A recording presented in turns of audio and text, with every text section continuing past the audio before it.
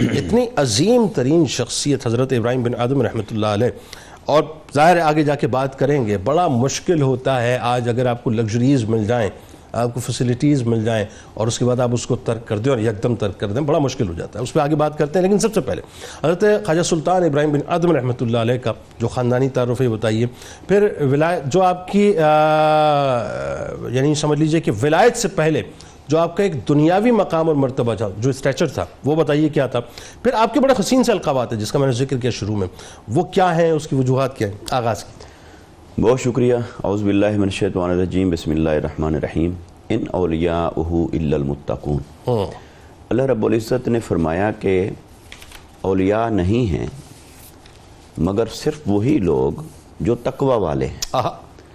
تو یہ جو بعض ذہنوں میں اولیاء کرام کا ایک ماورائی سا ایک تصور بیٹھا ہوا ہے، اگر ہم اولیاء کرام کی زندگیوں کو پڑھیں، دیکھیں اور سمجھیں تو وہ جہاں ان سے کرامات کا ظہور ہوا، یہ ان کی زندگی کا بہت چھوٹا پورشن ہے۔ اصلاً ان کی زندگی تقوی سے بھری پڑی ہے، مجاہدہ سے بھری پڑی ہے، محنت سے بھری پڑی ہے، اور وہ عملی زندگی کے ان حقائق سے گزرے کہ انہوں نے اپنے ابدیت کو ثابت کیا اور اللہ رب العزت کی بندگی میں یوں وقت گزارا کہ آنے والوں کے لیے مثال بن گئے۔ سبحان اللہ۔ انہی ہستیوں میں سے ایک بہت بلند نام حضرت خواجہ سلطان ابراہیم بن ادہم رحمۃ اللہ تعالی علیہ کا ہے، اور آپ چونکہ متقدمین میں ہیں، اپنے زمانہ کے اعتبار سے آپ دیکھیں تو آپ کا زمانہ مبارک وہی ہے جو حضرت امام ابو حنیفہ رحمۃ اللہ تعالی علیہ کا زمانہ مبارک ہے، یعنی 2 صدی ہجری۔ اور اس زمانہ مبارک کے اندر کتنے بڑے بڑے اکابرین موجود تھے، علماء میں، مجتہدین میں، صوفیاء میں، اور پھر ان میں اپنا نام بنانا اور وہ ہم زمانہ آپ کا احترام کریں، اس مقام اور مرتبے تک پہنچنا، یہ محض نہ تو چند لفظ پڑھنے سے تھا، نہ چند عبادات کرنے سے تھا، بلکہ آپ ممتاز ہوئے، یوں ممتاز ہوئے کہ آپ نے اللہ کی ابدیت اور بندگی کا حق ادا فرمایا۔ سبحان اللہ۔ فاروقی النسل، 5 واسطوں سے آپ کا سلسلہ نسب حضرت عمر بن خطاب رضی اللہ تعالی عنہ سے جا ملتا ہے، اور آپ کی کنیت ہے ابو اسحاق ابراہیم بن ادہم بن سلیمان بن منصور۔ تو 5 واسطوں سے حضرت عمر بن خطاب رضی اللہ تعالی عنہ کے ساتھ سلسلہ نسب ہو اور زمانہ 2 صدی ہجری ہو، تو پھر آپ بلکہ جو آپ نے لفظ بھی استعمال کیا تھا، میں اس کو یوں کہتا ہوں کہ آپ تارک سلطنت دنیا اور صاحب سلطنت عقبہ۔ ایک سلطنت دنیا کی تھی جسے آپ نے پانے کے بعد ترک فرما دیا، پھر دوسری سلطنت عقبہ کی ہے، آخرت کی ہے، جسے آپ نے اپنی محنت سے پایا، اور اس وجہ سے آپ کے جو القابات معروف ہوئے، وہ القابات بھی آپ کی اس ساری شخصیت کی عکاسی کرتے ہیں کہ جو اللہ رب العزت نے آپ کو توفیقات عطا فرمائی۔ آپ کی القابات میں ایک لقب حضرت داتا گنج بخش علی حجویری رضی اللہ تعالیٰ عنہ آپ نے بھی ذکر فرمایا، امیر امراء کہ امیروں کے امیر، اور امیروں کے امیر اس اعتبار سے کہ ایک تو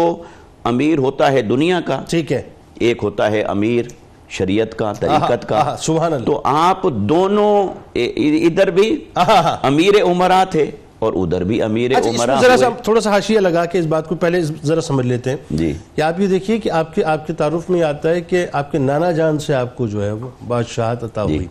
اور تھوڑا سا اس بارے میں بھی بتائیے کہ بادشاہت کا کیا عالم تھا، وہ کیا ماحول تھا، اور پھر اس کے بعد یہ امیر امراء سے بات کا آغاز کرتے ہیں۔ دیکھیں، جب آپ کو تخت اور اقتدار حاصل ہوا تو وہ زمانہ مبارک اسلام کی عظمت اور سربلندی کا زمانہ تھا، اور مسلمانوں کا رعب اور دبدبہ ظاہری طور پر اتنا عروج پر تھا، کمال پر تھا کہ اس کی مثالیں نہیں ملتی۔ تو جب آپ خراسان کے اندر بلخ میں جب آپ تخت نشین ہوئے تو بادشاہت کا ایک رعب و جلال تھا۔ آپ کو جو دنیاوی سہولیات حاصل تھیں، جو مراعات حاصل تھیں، سینکڑوں خادم ہیں، غلام ہیں، دست بستہ کھڑے ہیں آپ کی خدمت کے اندر، آپ کے ایک اشارے کے منتظر، آپ کے حکم کے منتظر، اور آپ کھانے پینے کی سہولیات، پہننے اوڑھنے کی سہولیات، گھر ہے محل جیسا، تو آپ کو جو دربار کی اور بادشاہت کی جتنی مراعات اور سہولیات حاصل تھیں، یہ تو اس دور کے اندر بھی بہت سارے لوگوں کا خواب تھا۔ جائے کہ ہم آج کی بات کریں تو آپ نے اس ساری سلطنت کو جب ایک درویش کے پیغام دینے سے یا اللہ رب العزت کے اپنی طرف بلانے سے، اس کے واقعات کی طرف ہم جائیں گے انشاءاللہ، تو جب آپ نے اپنے راستے کو پلٹایا اور اس طرف پلٹے تو آپ امیر امرا بنے، جیسے آپ امیر سلطنت دنیا تھے اسی طرح آپ تقوی طریقت کی سلطنت کے بھی امیر ہوئے۔ اچھا، بڑی بات ہے، خراج تحسین داتا صاحب کا آپ کی بارگاہ میں پیش کرنا اور امیر امرا کہنا، اور دیگر القاب کے بارے میں بتائیں۔ اور امیر امرا کا لقب اس اعتبار سے ہوا کہ آپ دونوں دنیا اور عقبہ کے اور طریقت اور شریعت کے بھی، اسی طرح آپ سالے کے طریقے لقاء اس نام سے معروف ہوئے۔ لقاء ہے ملاقات، یعنی اللہ کی ملاقات کی راہ پر چل پڑنا، کہ اس راہ پر چل پڑے کہ اللہ سے ملاقات کرنی ہے۔ چونکہ آپ نے جو حج کے لیے سفر فرمایا تو آپ کا مرکز اور محور محض حج نہیں تھا، بلکہ مرکز اور محور یہ تھا کہ اللہ رب العزت کی ملاقات کو جا رہا، یعنی خانہ کعبہ مرکز نہیں تھا، کعبے والا مرکز۔ اگرچہ کعبہ کا بھی احترام ہے، مگر یہ کہ آپ اللہ رب العزت کی ملاقات کے شوق سے آپ تشریف لے گئے، تو لہٰذا آپ یہ سالک کے طریقے لقاء کا لقب آپ کو عطا ہوا۔ اسی طرح یگانہ عارف طریقت کے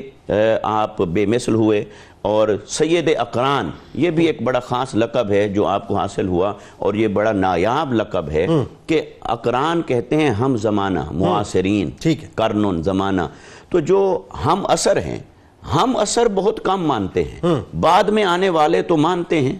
وہ کرشمات سے، کرامات سے، مقامات سے، لیکن اہل زمانہ کسی کو مانے یہ بہت نایاب ہوتا ہے۔ تو آپ سید اقران معروف ہوئے کیونکہ آپ کے اہل زمانہ نے آپ کے مقام کا اعتراف کیا، آپ کا احترام کیا، اور آپ کی عظمتوں کو مانا اور اپنے سر کا تاج بنایا۔